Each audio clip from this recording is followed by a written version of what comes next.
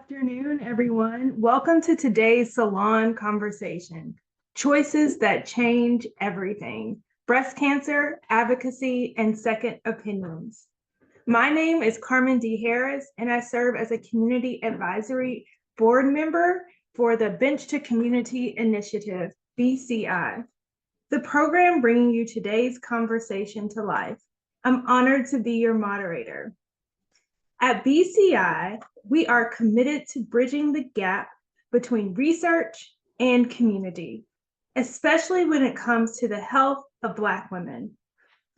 Our research and advocacy has long been centered on elevating the research, best practices, and resources that inform and protect Black women from breast cancer risk. This work is the core of who we are. Our research and advocacy, when it comes to Black women, the facts are clear and worthy of real action. We are more likely to be diagnosed at later stages, more likely to face aggressive breast cancers, and less likely to be believed when we raise concerns about our bodies. The panelists joining us shortly will be Coco McDowell. She is a 20-year survivor of inflammatory breast cancer and currently Chief Customer Officer at Tally Health, where she helps create innovative AI-assisted solutions to expanded healthcare outside of clinical settings into holistic and proactive wellness protecting experience for patients. Welcome, Coco. Thank you. We also have Dr. Corinne Ellsworth-Beaumont. She is the founder of Know Your Lemons Foundation, an organization that has helped millions understand the signs of breast cancer through creative, accessible education. Welcome, Dr. Ellsworth-Beaumont. Are you okay by going with Corinne today, or do you prefer Dr. Ellsworth-Beaumont? Corinne is great. Thank you, Carmen. It's a mouthful. And finally, welcome Jasmine Sowers. Jasmine is a young survivor and founder of the Missing Pink Breast Cancer Alliance. She's a national voice of Black women navigating cancer care and editor of More Life magazine. Welcome, Jasmine. Hello. Thank you for having me. As I guide today's conversation, I invite everyone who is with us in the webinar to be my co-pilot. Help us navigate this conversation and let us know the information you want to know more about. Please keep the chat active. We have a moderator who is also looking at the chat. We're looking for your questions and your reflections. Let me know if there's a topic you want us to dive deeper into, you want me to double click, you want me to circle back, all those other acronyms and names that we use to come back to a conversation, so that we know that you are here with us, and so you know we are here with you. All right, y'all, we're about to get started. So if you wouldn't mind, Coco, Jasmine, and Corinne, to please ground us in your story today. Would each of you take a moment and share your breast cancer journey or the journey of someone close to you that helped shape the work that you're doing today? Jasmine, we'll start with you. Okay. Well, again, my name is Jasmine. I was misdiagnosed with breast cancer at the age of 25.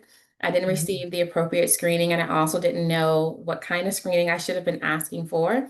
So I passed the mammogram. Luckily, I did know how to do self-exams. And so even though they said maybe it's an infection, I continued to do my exam and monitor those symptoms. About 6-7 months later, I was able to get to a doctor who said, if you believe something is wrong, something is wrong. And it started a more intense investigation of getting the right screenings. And after I was accurately diagnosed, I had that realization that doctors were not infallible, that technology was not infallible, and that what woke me up. Like, I knew that I could not be passive in this experience. I had to be active. I had to understand. And so after I was diagnosed and going on that journey, I took note of all the experiences I felt like as a young woman young Black woman, not being able to see a lot of women like me, not knowing what to ask for, not knowing how to advocate. And I started to create those spaces for other women with co-founding For the Breast of Us. And then now at the Missing Link Breast Cancer Alliance with More Life Magazine, shifting more into what does it look like to give women hope and healing so that they can see women that look like them, experience healing, but also they have those real tangible resources to get the support they need. Thank you, Jasmine. Corinne? Hi, everyone. I'm so happy to be invited to join on this panel today with these amazing women. My background is I'm a graphic designer, and I was getting my master's degree in graphic design when I lost my second grandmother to breast cancer. And my step grandmother, who was from Mexico, she was diagnosed shortly after I finished my master's degree. And what was happening is that I realized after having both grandmothers diagnosed with breast cancer, I didn't know if I was at a higher risk. I didn't know when I should start getting mammograms. I didn't know what a cancerous lump felt like, right? They're like, feel for a lump, but breasts are lumpy because they're not empty. we have anatomy. There's something inside there, right, that feeds babies and things. So when I realized I needed to find out information for myself as a designer, looking at the information that was out there, I realized nothing was that engaging or comprehensive. I thought my questions were really simple. And what I realized is that no one was putting all that information together in one spot and making it enticing, making it fun to look at, helping to reduce that fear about looking into the topic and making it more accessible. So that's where I started back in 2002 with this work. And we've grown quite a lot since then. So I'm excited to tell you more about it, but that's my background. Thank you so much. Coco? Well, hello, everyone. My birth name is 𝐸𝐲, but I do go by Coco. It's so much easier. I was diagnosed at the age of 29, misdiagnosed for 7 months to then be diagnosed with late stage triple negative inflammatory breast cancer. I was given a 5% chance to live, and if I did survive, I was told I would not be able to have children. Fortunately, now 20 years later, so I tell you how old I am. 20 years later, I am a mother of a 16-year-old who I was able to have naturally. And I beat all the odds when it comes to not only inflammatory breast cancer, but triple negative breast cancer, and then the combination of the two. And so now I strive and live to make a difference as best I can in the healthcare arena, especially cancer specific. That is just near and dear to me. With Tali Health, with a company that has a heart for meeting patients where they are and coming alongside the medical team, care teams, to ensure that there's an extension of care for patients going through cancer, really any type of health journey that they're on. And so, just like these ladies, just living with purpose and understanding that if it were not for me speaking up, if it were not for me advocating for myself, if it were not for just having a drive within and being at 29 years old, which Jasmine, I can only imagine 25, you don't know any better. You're just doing, you're doing what you feel you need to do. And fortunately, we did, and we're still here to tell the story. And so I look forward to the conversation we're going to have. And again, an amazing panel sitting before us. And Corinne, I love your design. I can't wait for you to show that. Thank you all so very much for sharing your stories and how you started this journey. I have a question for all of you all. Given that we're speaking around second opinions, I'm curious, can you tell us about one action or decision that you made that was completely pivotal to your journey? You want to call on someone first? Jasmine, how about you? So I think we are assigned doctors, and I don't know that we know that we can change doctors that we are assigned to. So after I was diagnosed, we were waiting for the results, and I was getting calls every other day from a different doctor. Someone saying I knew chemo, someone saying that I don't. When I finally got to the oncologist, I asked her, why were people not on the same page about the treatment that I needed? And her response was, you can do chemo if you want to. That was my last appointment with her. Wow. I went to another oncologist and I said, help me understand, why are different doctors recommending different things? And she explained, you have multiple tumors across 9 centimeters. And so it looks stage 3 to some, and some are looking at so I needed that understanding. Yeah. That to me was very pivotal in that experience, to not move forward with someone who was refusing to explain things to me Mhm. and was recommending a treatment without allowing me to understand why they were recommending that treatment. Mhm. That's right. That's right. That's That's right. good. That's good. For me, I actually had gone back and forth with my doctor for 7 months.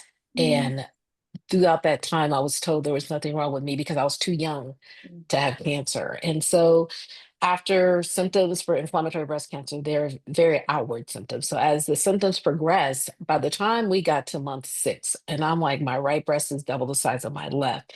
My skin texture changed, my nipples inverting, my color of my skin changed. Like, at this point, can you remove what's not wrong with me? Was the question I asked, because they told me there was nothing wrong, but obviously something was happening. So at the point of asking them to remove what was not wrong with me, the surgeon went in and removed it against his better judgment. When they got the results back, the surgeon realized, oh, we made a mistake, because when he opened me up, he saw, oh, there's cancer there. He then cleared his schedule so that he could just operate on me. He was gonna give me a lumpectomy, and then he said that radiation, and I should be fine. Well, if anybody knows anything about inflammatory breast cancer, not even talking about the triple negative aspects of it, that was a death sentence for me. And so, fortunately for me, I knew about a cancer research institution, and I ended up going to City of Hope and flew in that. When I went in that day, the inflammatory breast cancer specialist just so happened to be flying in that day to City of Hope. And I got a chance to meet him. And I learned that day, which was 1 week from when I was originally had the surgery that was supposed to just be the discovery, nothing's wrong with you surgery, is when I learned that I was diagnosed at stage 4 triple negative inflammatory breast cancer. And fortunately, I survived. I got downgraded to 3B. But the decision to get the second opinion saved my life. I don't think the surgeon intentionally meant to misdiagnose me, or, well, he misdiagnosed me, and the treatment plan was just not okay, was not acceptable. He didn't know that, I don't believe, but he did the best he could with what he knew. The sad truth is, many doctors have that best intention in mind. They just may not know. And in my case, he had no idea what he was dealing with. So fortunately, I got a second opinion, which is why I'm still here today. That was a game changer for me. That's clear, Coco. Thank you so much. Corinne, was there a pivotal journey, a pivotal decision or action that you made in starting your Yeah.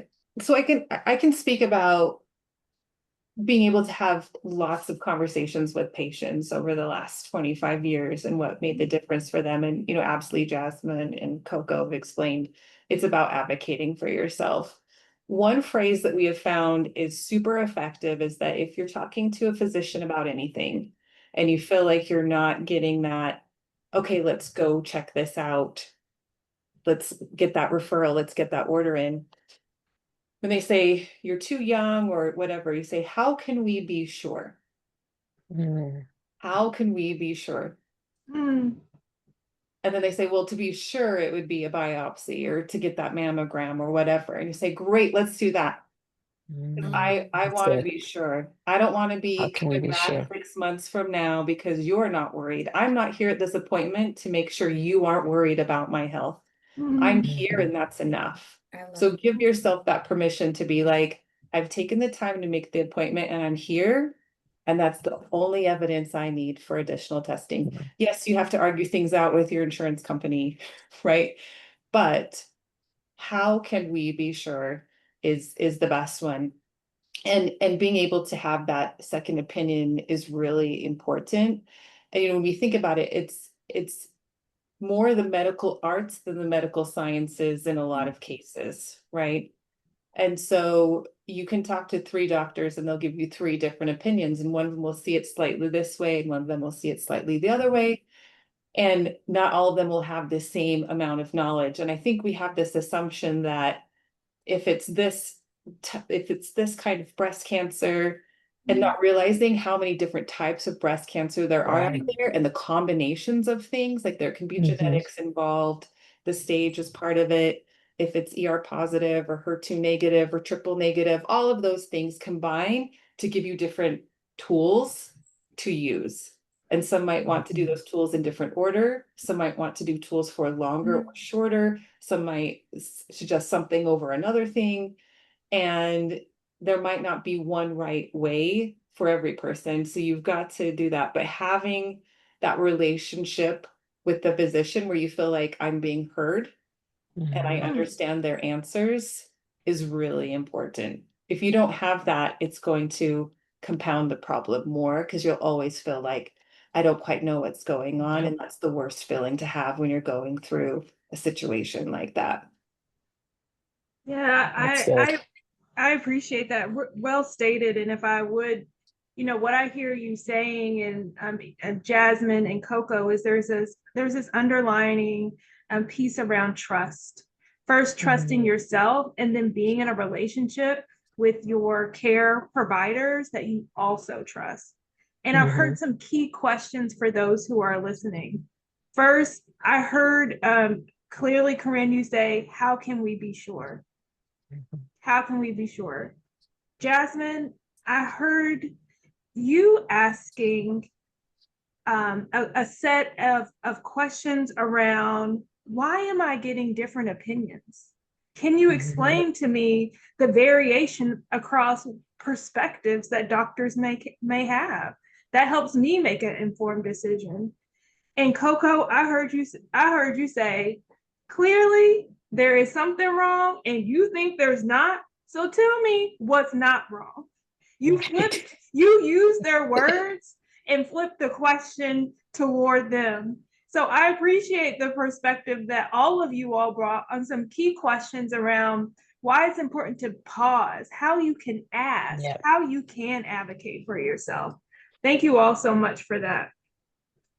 Absolutely. Okay, now we're going to pivot into your work and some of the impact that you all have had over the last decades of your journeys.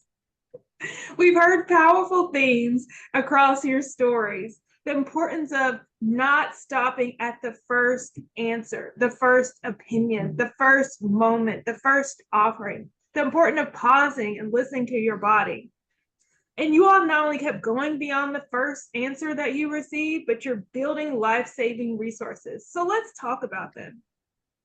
Jasmine, through the Missing Pink and More Life magazine, what patterns or questions do you see again and again from young Black women navigating a diagnosis? I think one of the biggest things is we don't know what we don't know, but we also don't know when we have options, right? I think that is probably the scariest thing. I remember in our first More Life issue, we talked about fertility and how many women said no one ever stopped to have that conversation with me, right? And so one of the things I've been very intentional about with this is to display stories of women receiving care or getting access to things that you may not know you can have access to, and then accompanying that with real resources, right? So if body image is your thing, here are some organizations that can help you with that. If it's sex, because we didn't talk a lot about sex, how can we get resources to talk to align up with that? So I think that one of the biggest things is we often don't know what resources are out there. And I think on that same ticket is that there are resources that are not in our backyard. And that was my big thing. We did the Black Breast Health issue earlier this year, and very intentional about saying there are some things in your community you're going to find a whole lot more national or outside of your community, and how important it is for organizations to be willing to share resources and work together, because none of us are going to solve everything for everyone. It really does take us having a good awareness of what's happening out there so that we can better support our communities. That's really good. It's interesting. Can I jump in? Yeah, please. It's interesting because when I had a nonprofit organization a couple of years ago, well, now 10 years ago, wow. And one of the things that was key for our organization was bridging the gap between organizations and working together to provide the resources for patients going through Mm, treatment instead of trying to capitalize on an audience or a demographic. It's mm, just making it accessible to everyone because at the end of the day, when it parks itself on your doorstep, you mm, want help and you want it now. And even as someone who may be familiar with um, the breast cancer organizations or any type of cancer organizations, you may know this. You may even be familiar with medical terminology and the science behind breast cancer. But what I've learned in my experience is once it parks itself on your doorstep, for some reason, all of the things that you thought you knew is gone, yeah. right? It's gone. And then you can't even think straight. And you're like, wait a minute. So having organizations, magazines that are using approaches that are Mm, coming alongside people and saying, no, no, no, we're in this together for you and with you, not just to draw attention to me and mine. And so I appreciate that. I appreciate what you just said, Jasmine. I appreciate what Know Your Limit does because it's inclusive of everyone to say we have there are resources out there, and even when you can't remember you can find them and they're valid resources that you can trust and have been tried and true, because that was another struggle that I had when I went through mine is I would get a list of organizations and they were not all vetted. And so being able to have organizations that are legitimate organizations that will help you is so critical as you're in the journey of treatment and care. Wow, thank you for weaving that in, Coco. Like you're hitting on things that are so spot on around like um particularly when things just kind of go out of your brain when it lands or parks on your front doorsteps, and you Mhm. want to know that what you're receiving is legitimate, right? Correct. You want to know that it's accessible, easy. Hmm. You don't want to go to all these different places to Right. find the information that you need. And Corinne, I'll pivot then to you, and particularly thinking about visual storytelling and how the power of visual tools are so important in getting your message and meeting your target audience. Can you tell us what you've learned about the power of visual tools in early detection and informed action? Absolutely. Let me show you the visuals here. Yeah. So if you go to knowyourlemons.org, for those of you who are just listening to this audio only, go to knowyourlemons.org. I'm going to share my screen here.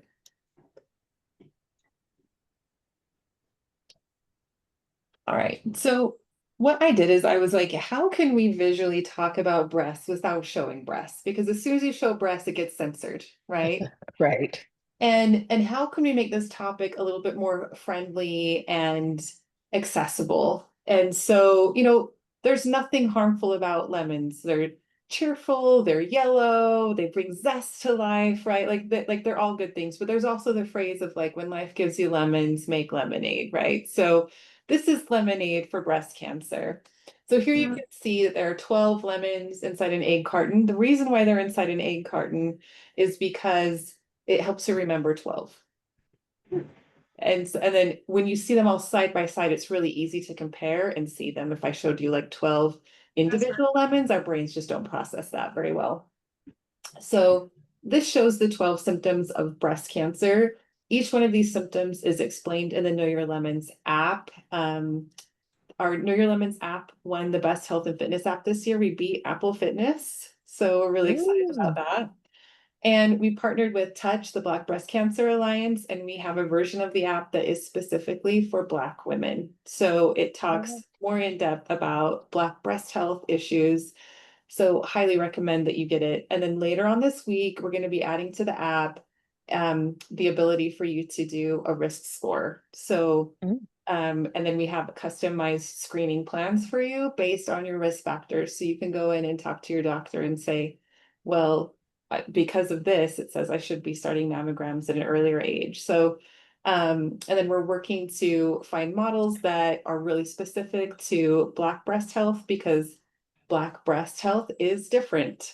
And it's why there's so many triple negative diagnoses, because what triple negative means is that the two main factors that we know are responsible for cancer growth, for breast cancer, are not being used. There's something else out there that's doing it, and it's not been researched enough to have that answer yet.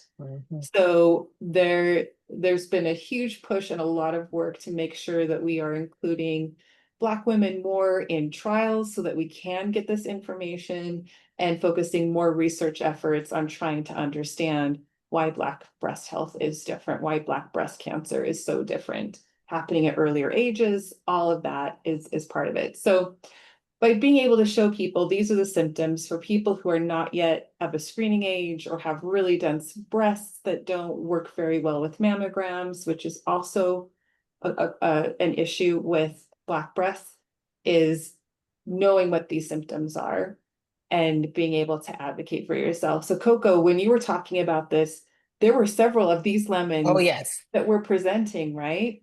So Yes, imagine absolutely. if this was on the back of the exam room door when you walked in to have that visit. There's no way the healthcare team would have turned you away, because the evidence is right there on the door, and you would have been able to point to the door and say, but look at this picture. I've got this, and this. I think I should be sent for testing. So that's what we're working on, is trying to get this poster on the back of every exam room door. We have this in 45 languages. The app is in 9 languages currently. And we're doing a lot of work to help people get those resources no matter where they live. You can also take the breast IQ test. That teaches you some basic facts about breast cancer. We quiz you about Beyonce in there. Taylor Swift has also got a connection to breast cancer. She's in the quiz.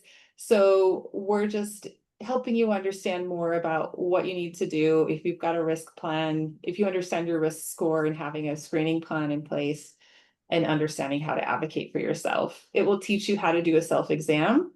It will send you reminders every month, timed to your menstrual cycle. We do not collect any health data from you whatsoever. All the data is stored on the phone. If you delete the app, that data is gone. It never gets sent out anywhere. So it's a really helpful tool for just managing your breast health. If you're not sure where to start, download the app and it will walk you through step by step everything that you need to set up to get you going for managing your breast health in a way that's fun and not scary. Before you drop the image, Oh, you did yeah. already. Okay, sorry, you were quick. I had 8 of the 12. Wow. I had 8 of the 12s there, from the thickness to the nipple crust, the pain, the fluid, the lunch pill, the new shape, the sunken, and the growing vein. That's 8, right? 9, 11. Yeah, I think, yeah, I didn't have the dimple. So yeah, I had 8 And it of the wasn't a 12. lump? No, You couldn't feel a lump? Yeah. no. And Go ahead, Jasmine.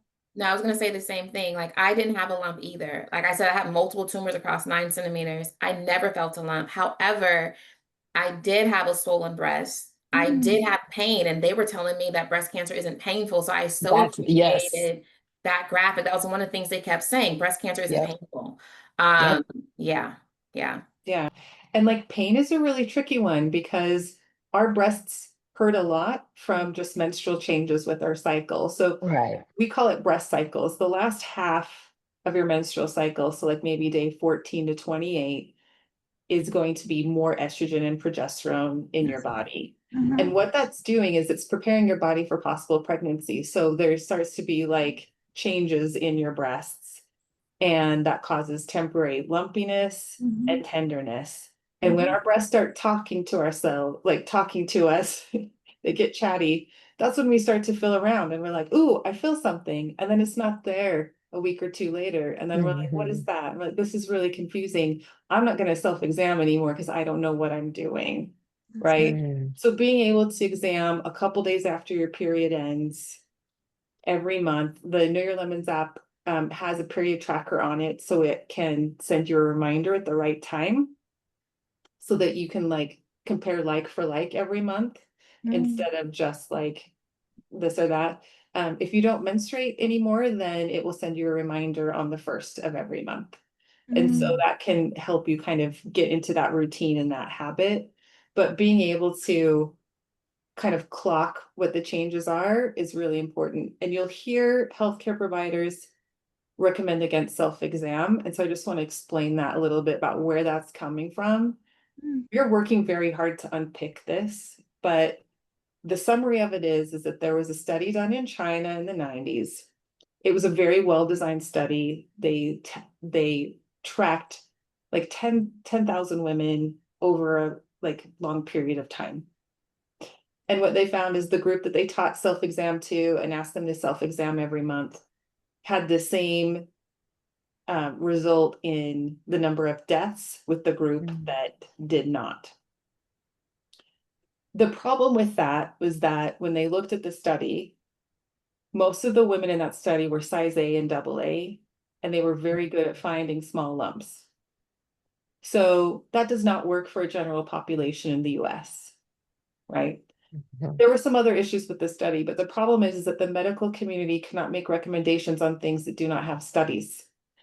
And to do a study on asking women to do something once every month over a period of years is just kind of impossible.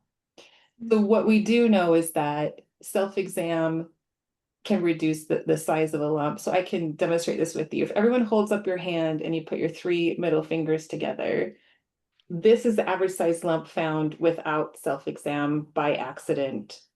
No mammograms, anything. So that's the average size lump found. If you hold up your thumb, this is the average size lump found through regular self-exam. So already the size is much smaller, and we know smaller lump is better. If you hold up your index finger, this is the average size of a lump found with 1 mammogram. Again, this is average across a bunch of different ethnicities and races, right? So specifically to Black women, that might be different. And then if you hold up your pinky, the average size of a lump found if you've got a mammogram to compare from year to year or imaging to compare from year to year can be the smallest. So understanding that with screening, it can improve, but if you're under the age of screening, like Jasmine and Coco were, you don't have access to any tools. All you have is self-exam, right? I'm hoping someday they will come up with something that will be better than a mammogram having to start at age 40 and not working very well with dense breasts. We're not there yet. Someday someone will figure out this problem of being able to see through breasts, but right now it's a bit tricky. Thank you so much, Corinne, for your visual tools and even our somatic tools of using our body to see the visual difference of what can happen when you are in relationship to yourself. And again, I want to echo a comment that was made in the chat that says that we especially appreciate the acknowledgement of Black women's bodies are have different experiences with cancer. And that required a different app. And even noting the story that you have of, or the research that was found of women that was done in China of women with smaller breasts is not generalizable to a US population of any ethnicity. Right.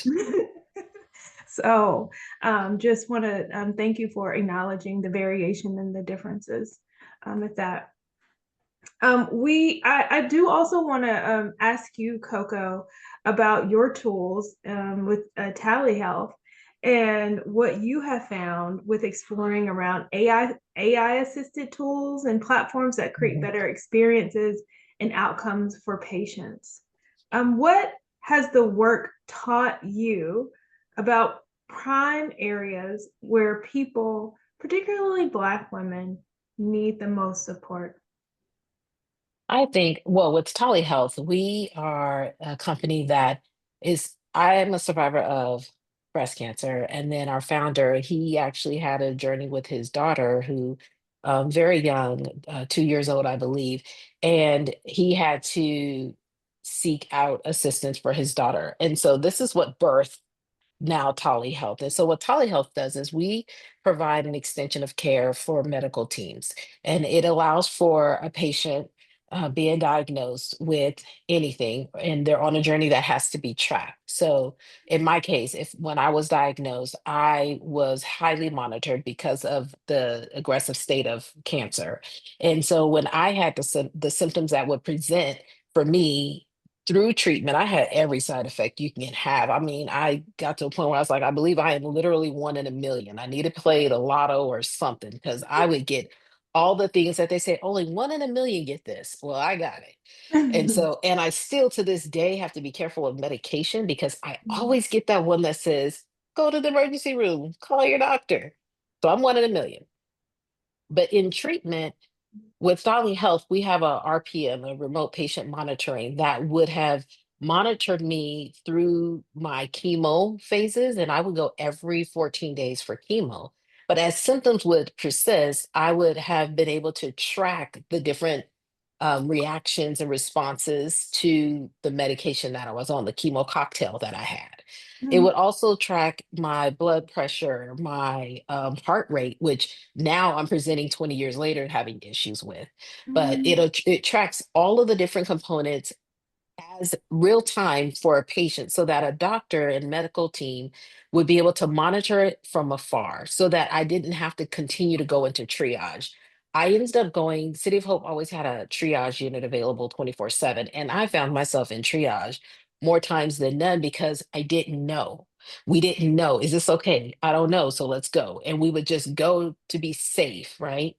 With Tally Health, what we do is we take the information that a patient is discharged with. So any criteria within the treatment plan that they have, and it's within their personal profile and parameters for their care plan. So if my blood pressure was a little higher and I thought, oh no, I would be able to reference back to my specific treatment documentation to say, with this particular chemo, your blood pressure will increase between this range and this range. So that would have saved me a trip to triage. That would have given peace of mind. That would have given my family a sense of peace as they're watching over me and not knowing, well, what do I do and when do I act? Um, a good example of the importance of Tally Health and what we do for patients. And honestly, this is for Black women. This is just for families and anyone in general. My son had a tonsillectomy and he had adenoids and tonsils taken out at 16, which is really brutal. And I literally, the day we brought him home from his procedure, called the surgeon 3 times, and 2 times they had to pull him out of surgery on another patient because I was like, oh my gosh, this is happening. And he get on the phone, he's like, ma'am, this is normal. We talked about this. And I'm like, oh, okay. So then something else happened. And I was like, oh no, I got a call. Understanding the mindset of family members or patients in the midst of it all. It's one thing when you step back and you're looking at things, hindsight's 2020 and projecting it, it all makes sense in theory. But when the rubber meets the road and you're actually in the midst of trying to figure out what do I do to help either yourself or a loved one, there's the things that would seem normal or make sense. Like I'm sure the doctor was frustrated me by the third call, but for me as a mom, I was a little freaked out because my son had a pain level of 8 that wouldn't break. He had a temperature that would not come down, and I'm just like, and he's like, all of that's normal. So to help me have peace of all of this, I actually took the information that the doctor gave me, put it in Tally, and then when I had a question, I asked the question against what he gave me. And it told me, oh no, that's normal. In day 3, it's going to look like this.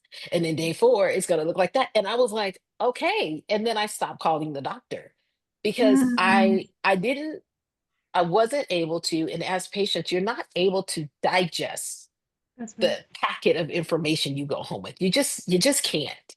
And I didn't even have to read it. I uploaded it and was able to ask questions against it when I needed the answer and not have to try to remember this packet of information up front and then think I can recall it later. And so that's what Tally Health does. Tally Health is designed with the patient in mind and with the care team as an assistant and an extended care to a patient to eliminate those moments where you you really don't have clarity and you really just need to ask. Some questions seem to be so simple or basic, but when you don't have somebody to say, excuse me, I just got a simple question to, it becomes something greater than in That's your right. mind.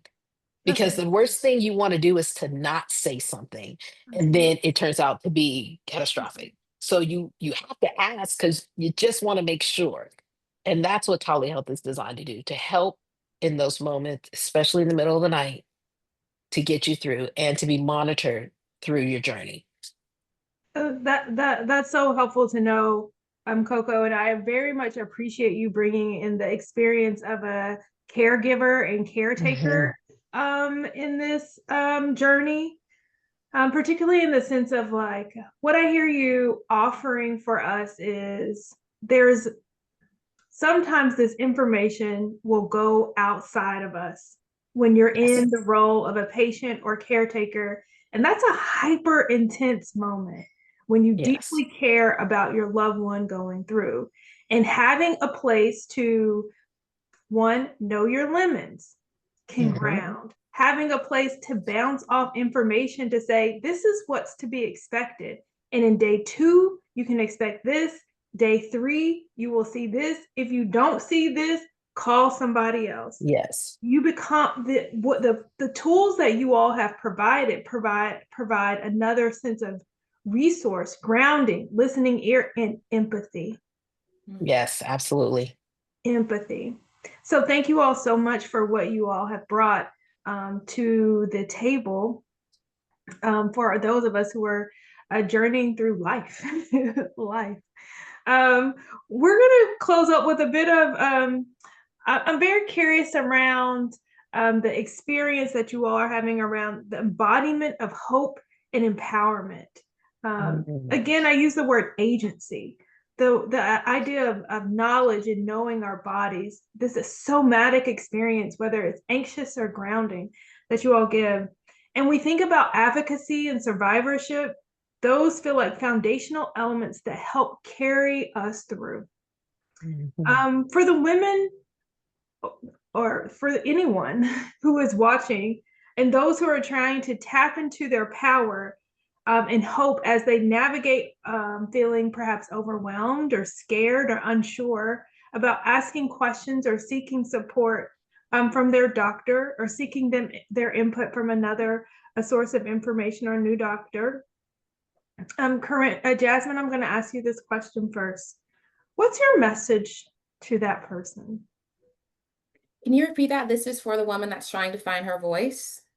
This is for someone who's watching and they're trying to tap into their power, their sense of agency, and the hope while navigating the experiences that we've named, perhaps feeling overwhelmed, scared, or unsure about asking questions or seeking additional support. What's your message to this person? I think the biggest thing is that you can do this, right? I think that, like I said, I was 25 when I went through. I didn't know anything about anything. And there can be this really interesting power dynamic with doctors not wanting to ask questions, not wanting to look stupid, not wanting to look silly, and like leaving with inconclusive when at the end of the day, I'm the one that's going to have to live with whether they were right or wrong. And so you really have to like tell, like, you can do this. You and like from a place of yes, correct. You can do this. You can like and get over this feeling of they're going to be upset with me. If they get upset because you asked a question, baby, they're not the one. Like, you can ask the questions, you can do the research, you can do it. But I also want to say that you can also ask for help to do it. Yes. I think that is important. When I had a nurse navigator, not everyone has one, but I had one. When I had doctors that wouldn't explain things to me, I knew that, hey, I need someone else to come into this. When I couldn't afford treatments and medicines, because I also think we talk about like women not knowing what's available to them. I think some of that is that uncertainty of what's going to happen to me if it's a yes, right? How am I going to pay my bills? How am I like, but there are so many things out there that are available that can help women get over that barrier if only they knew it existed. I think the biggest thing is that you can do this. It is within you. You can pull it out, and also you can do it without being ashamed because I don't care if they're upset when I ask questions. It's Mm. I was a little timid at first. I don't now because I realize, and I feel like Coco said this very well. I don't think any well, not many, some do, but I don't think that most people go into medicine to hurt people or to ignore Amen. people or to dismiss people. I think sometimes they're compassion burnout. I think sometimes they just they have a list of what it should look like and they miss the mark. Mhm. And so it is on us to take care of us. Mhm. And so that's it. You can do this. Mhm. Thank you. And thank you, Corinne, for the visual, right with that. Oh, right on time. Coco, what would be your message to someone who's feeling overwhelmed or scared or unsure at this moment? I echo Jasmine completely, and I want to add to that. It's there's always time for a second opinion.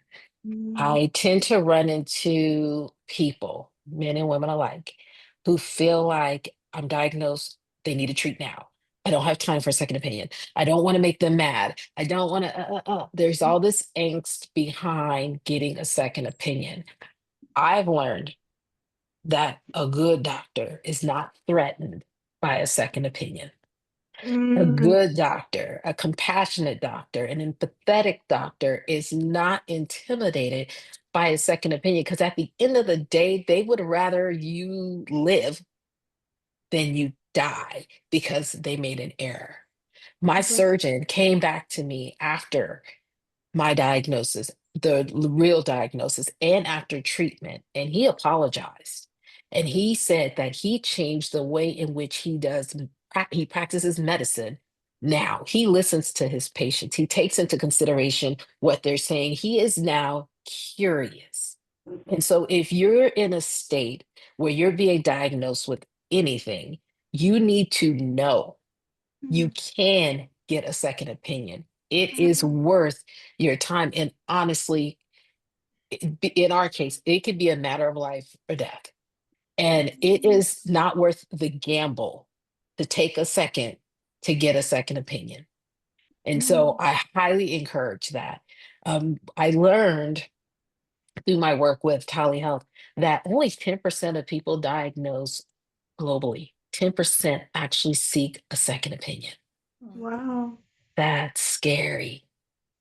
So don't feel like you have to be bound, you're tethered to, you're tied to, you lack loyalty if you get a second opinion.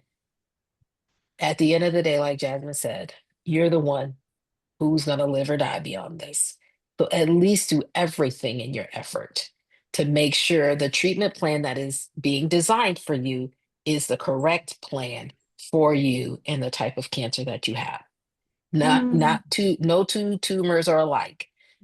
Depending on your makeup, depending on your comorbidities, depending on your family history, depending on where you live, all of that plays into the treatment plan.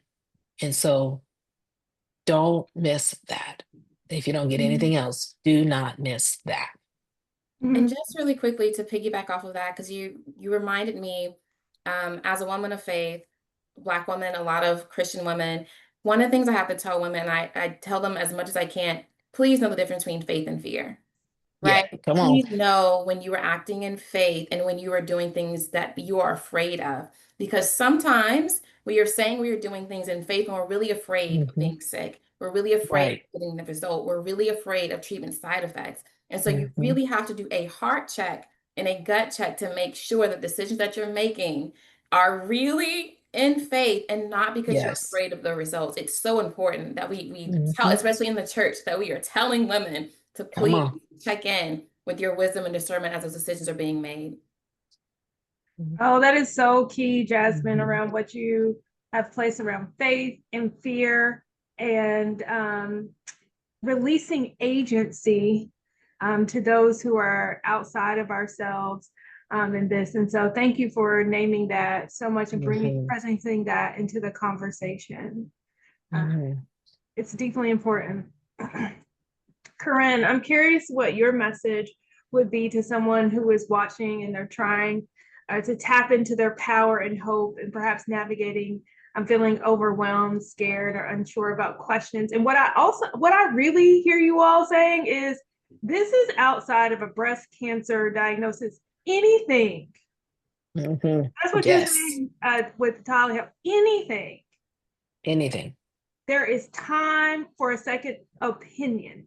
Mhm. It's very curious to me, and I know I'm going to get to you, Corinne, that we say the answer that you receive, and then the next one is an opinion. They're all opinions. Yes. The first one we called an answer, and the second one we've called an opinion. Mhm. Like we're receiving all opinions, and then what I also I wrote down like that you are comfortable with the treatment that is being designed for you. Yes. Friends, you are designing the treatment alongside your care Yes. practitioners. Very important point. You should not We be getting told what's happening. You should be at the table and having be a part of that conversation. And like Jasmine said, you need to explain to me why we're doing what we're doing, and not because I'm demanding it, but because we're part of the team. I Yes. am We're doing part of this the together. team. Matter of fact, you're leading the team. I think we forget Hello. that. Like, Yes. you are Right. You leading are the the team. captain. You are Yes. I tell people all the time, don't be afraid to switch a player out. And I know that I can say that, and that can be a privileged statement to say because I know insurance has limitations, right? But ask if you can Yeah. switch a player out. Do not be afraid to switch a player out on your team because it is your team, and That's they right. should be treating not like their doctors are focused on a disease. You have Mhm. a whole life outside right. of that diagnosis that you need to make sure Yeah. is accounted for when decisions are being made. But you are the one that knows that, right? And so you have to be the one that brings that to the table to be considered. That's right. And you know your body better than anybody else. Come on. And that, I think people, they confuse. They walk into a doctor's office and they're like at the mercy of the doctor. And then think about how many patients a doctor has had. Think about the day the doctor has had. Like you know your body better than anybody else. And if you don't do self exams, if you don't know your lumps and bumps, how are you going to know if there's a lump or a bump that's a stranger amongst them all? You need to know your body, and then you advocate because you know your body. That's right.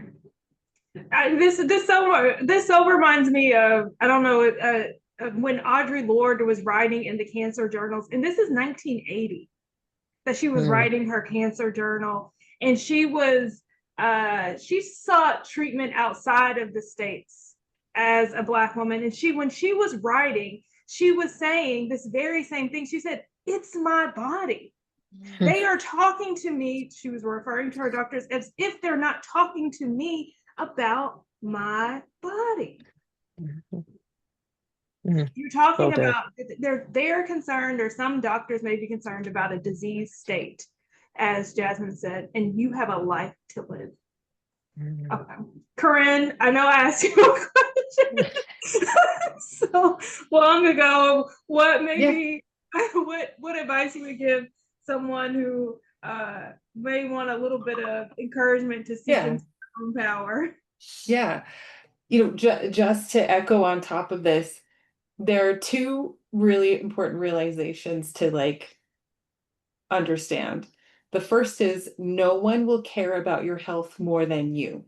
Even the most Right. caring doctor in the world cannot care about your health as much as you. So don't abdicate that care to anybody else, even if they have more expertise. No one is expert in your body like you. If you are not expert in your body and someone else is more of an expert in your body than you, then you've got catching up to do. Right? Somebody. The second one is that think about how you pick your friends, how you pick your spouse, how you pick your partner. Same rules apply to your healthcare team. You don't just marry the first one that comes along. I mean, maybe you do, but generally speaking, it's not great advice, right? So, but we do that in healthcare. We're like, well, this is the doctor that took my appointment first, so I guess we're connected now, right? And same thing happens with oncology. So I developed a toolkit for newly diagnosed breast cancer patients that I can send you the link to, and you guys can look through it. We've brought it, and this is part of that kit. But in creating it, I interviewed with 5 different oncologists at major cancer centers across the country, role playing as a patient and hearing them give me the diagnosis. And what I realized is that each of those people presented it differently. And because I wasn't in that emotional state of having been diagnosed, I could kind of objectively assess the difference between these 5. And I thought, if I'm ever diagnosed, I want that one. I thought I liked the first one because he was really smart and I loved how knowledgeable he came across and all of his experience. But in the end, I liked this other oncologist better because it was so easy to ask her questions and I really understood her explanations. But so few patients get to date before they pick that person. And so not only is it about, am I getting the right information? It's, I'm about to make a lot of decisions that are going to greatly impact my life with this person. Is this the right person for me? That's right. And that will take a little bit of time, but that time can pay off dividends. Like if Coco hadn't have switched right. or Jasmine hadn't have switched, right? But at the end of it's your intuition, it's your instinct, right? Like God put that in us for a reason. That's right. And Jasmine and Coco would not have kept pushing if something didn't seem off, right? That's Like right. trust that. There's the number of women that have come to me saying something just didn't sit right with me. That's right. And I just kept pushing. And it wasn't part of my personality to keep push, but something just didn't trust that. Trust Like it. lean into that and realize no one cares about your health more than you. And you are the only advocate for yourself that you have.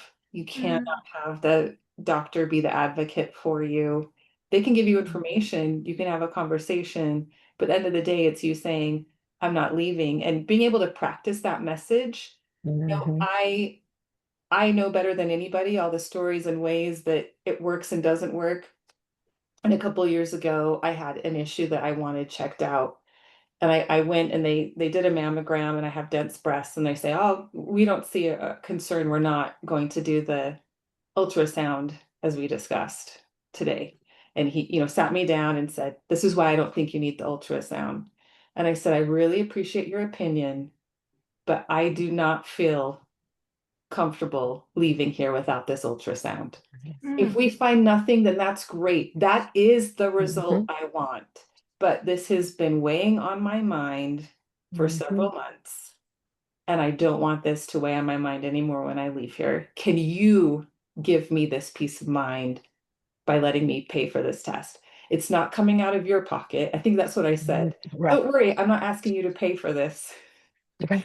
I'll pay for it myself. Like I was using humor as part of that to try and diffuse the situation. Like, oh, I'm not making you pay for it. I'll pay for it. So sometimes physicians kind of have that attitude of like, oh, we don't want to prescribe this because it's going to cost this or that. Like, don't worry, I'll cover the costs on this. This is what I want done. What can we do to be sure? That phrase opens up so many doors. And I think to your point, I feel like we've all kind of said this in different ways, but I think it's so important to note this is a very high emotion experience. Yes. Just trying to figure out if your symptoms mean something or they don't before you, even if you get to a diagnosis, right? I think one thing that I had to start doing with my doctors is I had to start asking for information without their emotion. So, right. So like they can say, well, I feel like I should. I'm like, how you feel? I need some data. I need some research. When I hit my 5-year mark for hormone therapy, doctor said, let's do another 5 years. I don't know if anyone's ever done hormone therapy, but it is harsh. It is hard on the body. And I have not had kids yet. And I said, based on what? How he felt. We actually did a test, and a test that I wouldn't benefit from it, right? And so I even when I helped navigate my grandmother through her MBC diagnosis, I had to stop because they were freaking my mom out with all the like, just give us the information, right? And then we can ask you questions about the information, but don't add all the emotion. We don't need that. We need to know what we need to know to make the decision, and we can make the best decision for ourselves. But sometimes doctors will sway. And we, so just ask, just give me the facts, right? Jasmine, you're That's hitting on So one, we're at 4:30. And if those who need to go, please go. Thank you for joining us. Before you go, though, there is a link to complete our survey to share your reflection on this powerful conversation. Thank you all for being here for this last hour. We really appreciate your joining us. So we're going to do two things. We're going to close out, and I want to ask 𝐸𝐸, if you could close us out with this question from audience member Shakira. Shakira asks, how can those of us supporting loved ones who have been diagnosed with breast cancer be effective advocates? What does it look like to be an advocate while not usurping the voices of those directly impacted? If you could give us, if you have something like that for us, answer for us. And as she's answering, please fill out the survey. That is a loaded question because it really depends on the type of patient you're dealing with. If you're dealing with a patient who's truly just fearful, they're going to respond differently than someone who is like, I got this, let's go. But all in all, my caregiving team started off as my fiance. So we weren't even married at the time, and my mom. And they listened. They listened to me, realizing, as Jasmine said, I was the captain of the team that we were leading. And then my fiance, he responded according to the needs that I had. And then he assessed how he guided everyone else around me. So it really depends on the type of patient or person, family member you're caring for on the direction you would go with them. If you're dealing with someone who's more fearful, then I think a slower pace, making sure you hear them, they need to be seen, known, and loved and heard so that they know that you're hearing what they're saying, you're processing it. And then the care team that you're corresponding with needs to know the level of fear that this patient is at so that they move intentionally and slowly enough for them to understand what is happening to them in this process. For a person who's like, let's go get it done, then it's more of a logical process, and it's more of tell me what I need to do so that we can get to the next benchmark. Okay, now we're there. Now what do we need to do? And then it's controlling the people around you. So I was diagnosed stage 4. So I was quarantined. I was very much cordoned off from the rest of the world because of the state I was in. And so I had people who would literally block and keep people from me. And so when I did go out in public, I literally had like an entourage of people who were just jobs were just keep people away from me because the state that I was in was critical. And so you're gonna have people who really mean the best, have the best intentions in mind, who are gonna want to come around, who are going to draw close, who are going to want to call, who's going to want to do all these things. But to have a caregiver, a care person, loved one standing beside and say, hey, I'll collect that. I'll relay that. I'll handle that. And relay the information, as appropriate, because honestly, I don't remember all of that. And I didn't. And at the end, when I came through it all, I was told, oh, by the way, here's all the things. And I was like, oh, I appreciated it then. But in the midst of it, when you're in the trenches of things, the focus is on healing and getting through the journey and making sure your mental space is where it needs to be. So my loved ones near who were taking care of me, they guarded that. They guarded my mental, they guarded my physical, and they were my voice. And so, again, reach out to me and I can give you a more accurate response, really depending on how the person in treatment is handling the journey. Oh, that's so powerful. And I just want to thank you. Thank you all. Thank you for sharing that wisdom. Corinne, Jasmine, you, 𝐸𝐸, thank you for your honesty, wisdom, and courage. You've reminded us that education, persistence, community, being in our own agency is life-saving. To our audience, thank you all so much for being here. Today is proof that when we share our stories and push for change, we get closer to justice for health. Again, we have dropped the link for the evaluation into the chat. Please share your feedback with us. It's tremendously helpful to us in our growth. If you'd like to stay, and we invite you to stay connected to BCI and share what you've learned today, and most personally, take this knowledge back to your family, your friends, and communities.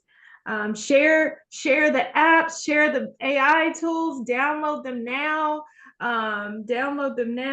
This information will help us create more conversations and content that will support you as you fill out your evaluation.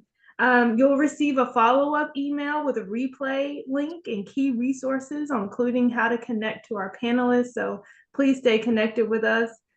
Please share this recording with someone you love when you receive it. Tell them they have options. Tell them they have the right to ask for more. And most of all, remind them their voice matters, and so do their choices. To learn about future salon conversation and BCI updates, please sign up for our newsletter and follow us on social media. You can find the links in the chat. And thank you all for being with us. Together, we are building a future where knowledge and advocacy continues to save lives. Deep breath, receive the inhale, exhale. Thank you all so much for being here. Until next time. Thank you. Thank you all. Thank you.